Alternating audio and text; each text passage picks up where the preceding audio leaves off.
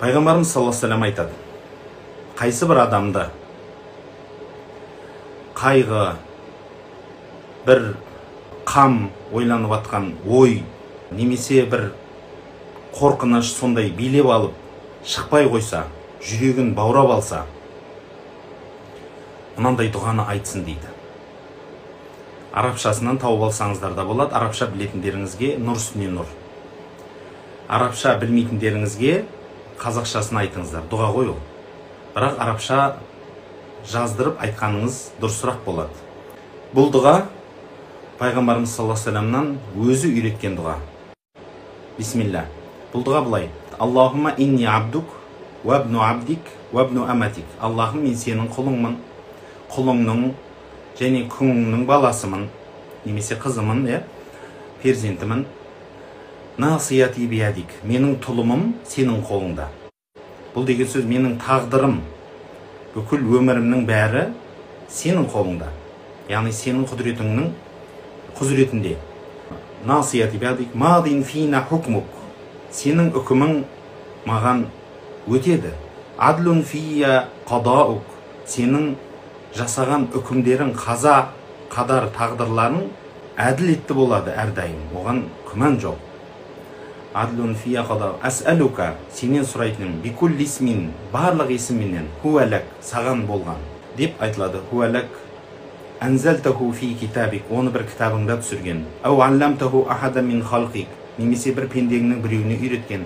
Ау иста'thартаху фи илмил ғайби индак. Өзіңнің құзырыңда ғайып әлемінде жасырып қойған болған бір есіміңменен сұраймын. Ан таджалал Құр'анал азима раби'a қалби. Мына Құранды менің жүрегімнің көктемі ет. Ва нура садри. Менің жүрегімнің нұр ет. Ва дихаба хамми ва ғамми. Және менің осы қайғымды, басымдағы ой, осы бір проблемама, яғни осындай бір қиыншылығымды кетіруін нәсіп ет деп айтады екен. Дұға.